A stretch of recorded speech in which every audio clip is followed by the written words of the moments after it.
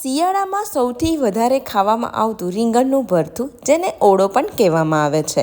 આજે આપણે કાઠિયાવાડી હોટલોમાં મળે એ રીતે બનાવવાના છે. સૌથી પહેલાં મોટા રીંગણ લેવાના છે. અહીં આગળ કાપા પાડી લેવાના છે અને રીંગણ સડેલું ના હોય એને તમારે આ રીતે કાપા પાડો તો તમારે અંદર વચ્ચે થોડુંક મોટો ચીરો કરી અને ચેક કરી લેવાનું છે. સરસ ધોઈ અને પછી કાપા પાડી અને નૂછી અને પછી આ રીતે તેલ લગાવી લેવાનું છે અને એને આપણે ગેસ ઉપર શેકવાનું છે. હવે ટ્રેડિશનલ રીતે ચૂલામાં શેકવામાં આવતું હોય છે. જો તમારી ઘરે ચૂલો સળગાવતા હોય કાં તો પછી તમારી પાસે કોલસા હોય એને સળગાવી અને તમે એમાં પણ આ જે રીંગણ છે શેકી શકો છો. અત્યારે આપણી પાસે ગેસ છે એની પર શેકી લેવાનું છે. 3 રીંગણ લીધા છે મીડિયમ સાઇઝના અને હવે આપણે એક એક કરી અને શેકવાનું છે વારાફરતી. તમે 2 ગેસ પર રાખીને 2 રીંગણ પણ શેકી શકો છો તો ટાઈમ ઓછો બચશે. અહીં આગળ એક રીંગણ શેકાઈ ગયું છે અને આજે ચપ્પુની મદદથી ચેક કરી લેવાનું. સરસ ઢીલું થઈ ગયું છે અને ચપ્પુ ઇઝીથી અંદર જાય છે. તમે જોશો પોપડી એકદમ સરસ કડક થઈ ગઈ છે એટલે આપણું આ રીંગણ શેકાઈ ગયું છે. એને પ્લેટમાં લઈ લેવાનું છે. તમે જોઈ શકો છો એકદમ સરસ શેકાઈ ગયું છે. ચલો તો હવે વારાફરતી બંને રીંગણને આપણે પહેલાં શેકીને તૈયાર કરી લેવાના છે અને પછી આપણે રીંગણના જે ઉપરના કાળા છોડા છે તે કાઢી લેવાના છે. રીંગણ શેકાય છે ત્યાં સુધીને લગભગ 5 થી 6 લસણની કળી લીધી છે અને હવે એની અંદર આપણે એડ કરવાનું છે લાલ તીખું મરચું.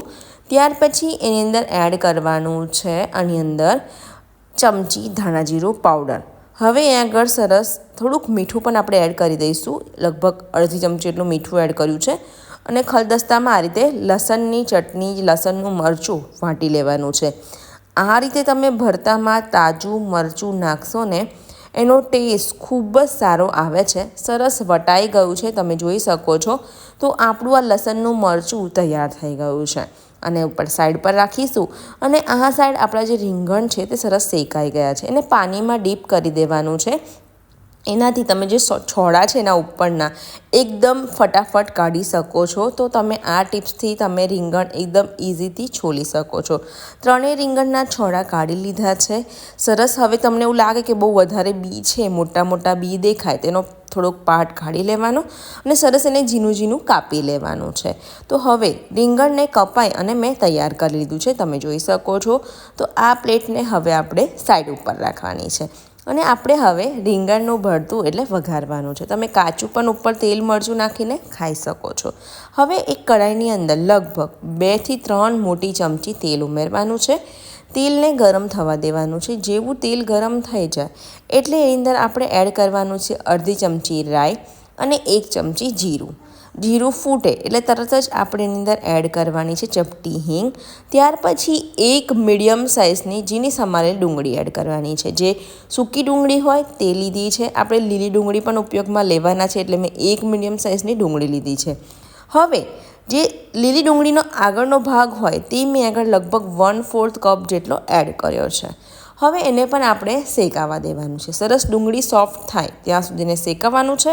હવે 2 સૂકા લાલ મરચાં પણ મેં અહીંયા વઘારમાં એડ કર્યા છે. હવે ડુંગળીને સોફ્ટ થવા દઈશું. સરસ આ રીતે સતત હલાવતા રહીશું જેથી ડુંગળી સરસ શેકાઈ જાય. ડુંગળીને સરખી રીતે શેકાવા દેવી ખૂબ જ જરૂરી છે. અહીંયા આગળ ડુંગળી ખૂબ જ સરસ રીતે શેકાઈ ગઈ છે તમે જોઈ શકો છો. તો આ રીતની એકદમ સરસ સોફ્ટ થવા લાગી છે. પછી આપણે બાકીના મસાલા કરવાના છે.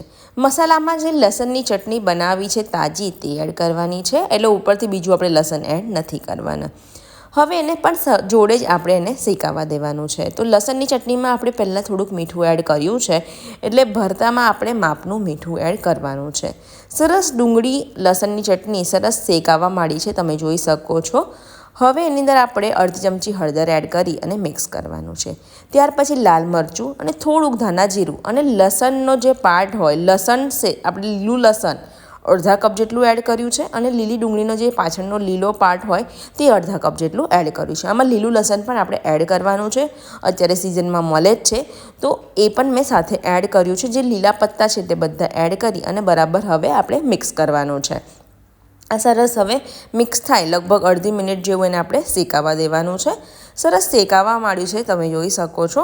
ત્યાર પછી એની અંદર હવે ટામેટાં એડ કરવાના છે। ટામેટામાં અહીં આગળ ઝીણા સમારેલા ટામેટાં એડ કરવાના છે। લગભગ મેં 2 મીડિયમ સાઇઝના ટામેટાં સમારીને એડ કર્યા છે। મીડિયમ સાઇઝના ટામેટાં એડ કર્યા છે અને 2 એડ કર્યા છે, અને કપથી માપશો તો લગભગ 1.5 કપ જેટલા ટામેટાં સમારીને એડ કર્યા છે। અગર તમે ટામેટાને થોડીક ઝીણી ઝીણી ક્રશ કરીને પણ એડ કરી શકો છો।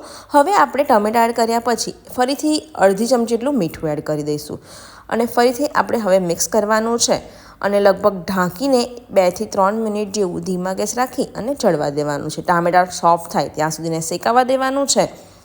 લગભગ ટામેટાં સોફ્ટ થઈ ગયા છે, તેલ ઉપર આવવા માંડ્યું છે, તમે જોઈ શકો છો। તો આપણું આ મસાલો એકદમ સરખી રીતે શેકાઈ ગયો છે। આ રીતે તેલ છૂટું પડવું જોઈએ, અને ટામેટાં એકદમ સરસ રીતે સોફ્ટ થઈ જવા જોઈએ। સરસ સોફ્ટ થઈ ગયા છે। હવે જે આપણે રીંગણનું ભરતું આ રીતે કટ કરીને રાખ્યું છે, મેશ કરીને, તે એડ કરી અને બરાબર મિક્સ કરવાનું છે।